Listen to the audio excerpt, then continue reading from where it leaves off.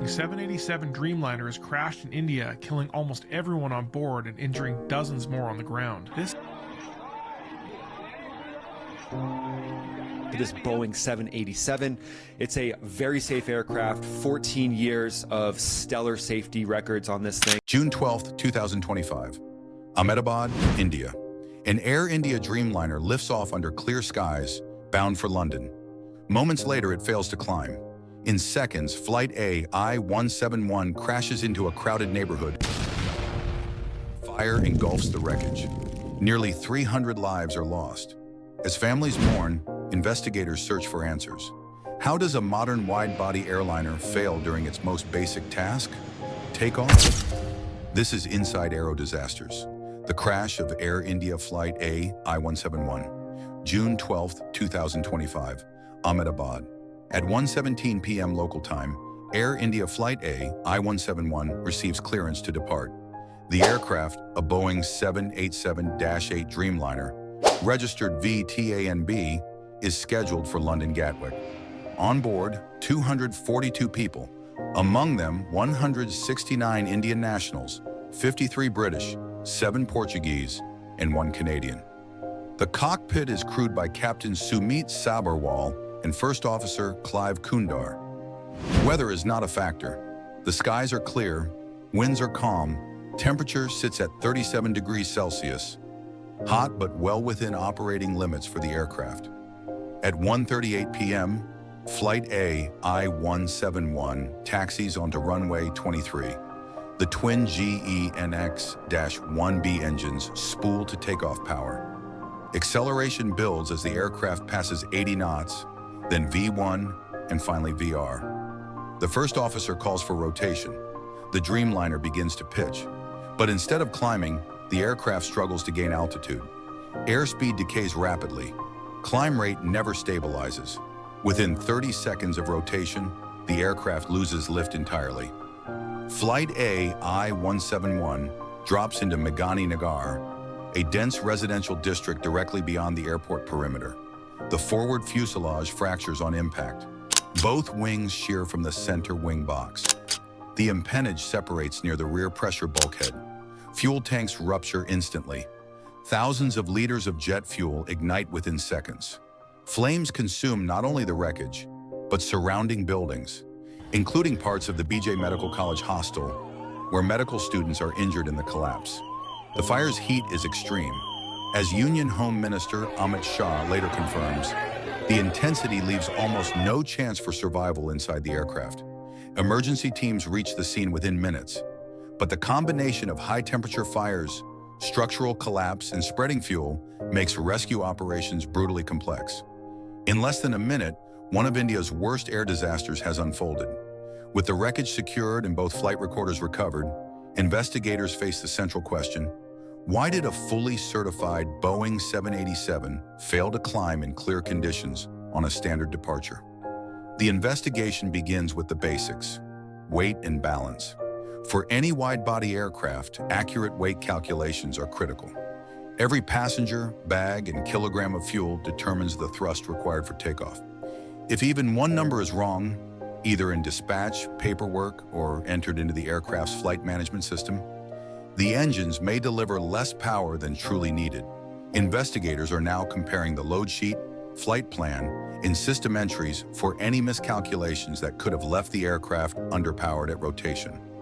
Attention then shifts to configuration. On the 787-8, proper flap extension is essential to generate lift during takeoff. A missed setting, a partial flap deployment, or a mechanical fault in the flap system could have silently robbed the aircraft of its lift margin. No cockpit warnings were heard on the voice recorder, but the data recorders may reveal whether flap extension matched the departure plan. The engines themselves are not being ruled out. Both GEnx-1B engines reached commanded thrust levels during the ground roll. There was no sign of surge, stall, or flameout, but investigators are analyzing fuel samples and engine data closely. Contaminated fuel or a subtle thrust deficiency could have impaired performance without triggering automatic warnings. Investigators also consider the flight control systems. The 787's fly-by-wire technology constantly manages pitch, trim, and control surfaces. But a failure in stabilizer trim, elevator actuators, or control signal pathways could explain the aircraft's inability to maintain its nose-up attitude during climb. As of now, no such failure has been confirmed, but the analysis continues. Finally, environment is largely ruled out. Visibility was clear. Winds were light. No wind shear or microbursts were present. There was no external weather factor capable of forcing the aircraft down. With no single cause immediately clear, investigators are now piecing together the data: weight inputs, flap positions, engine performance, and flight control behavior, searching for the exact chain that brought Flight AI171 down just seconds after liftoff. The moment Flight AI171 struck Magani Nagar, the scale of the disaster was instantly clear. Emergency calls flooded local dispatch centers as fire and smoke rose above the densely packed neighborhood. The first units arrived within minutes, but were met with an overwhelming scene: burning wreckage, collapsing structures, and expanding fires fueled by ruptured jet fuel tanks. The temperatures were extreme. Flames rapidly engulfed not only the aircraft, but several apartment blocks and parts of the BJ Medical College hostel. The intensity of the fire prevented first responders from reaching most victims during the critical early moments. Union Home Minister Amit Shah would later confirm what rescue teams already knew. Inside the wreckage, survival was nearly impossible. The fire took time to control. High-capacity foam units were deployed to suppress the burning fuel, while firefighters worked to contain secondary fires spreading through nearby buildings. The structural damage to surrounding apartments complicated rescue efforts even further, with portions of buildings collapsing under heat and impact stress. Inside the BJ Medical College hostel, at least 20 medical students sustained injuries as parts of the building were destroyed. Others on the ground were caught by falling debris, fire, and smoke as the aircraft broke apart directly over residential blocks. Hospitals across Ahmedabad activated mass casualty protocols. Burn units, trauma teams, and forensic staff worked continuously as bodies were recovered. Many victims were so badly burned that identification would require DNA testing. Over 1,000 DNA samples have since been collected from families to help identify the remains. Amid the devastation, one survivor was found. British national Ramesh Viswas Kumar was pulled from the forward fuselage section with multiple injuries but alive. His survival remains the only exception in a tragedy that claimed 241 of the 242 lives on board, along with at least 53 additional victims on the ground. As rescue operations stabilized, the investigation moved rapidly. Both the flight data recorder and cockpit voice recorder were recovered intact within hours. Analysis is now underway under the leadership of India's Aircraft Accident Investigation Bureau, supported by Boeing, the NTSB, and the UK AIB. With victims from India, the United Kingdom, Portugal, and Canada, the disaster has drawn international attention.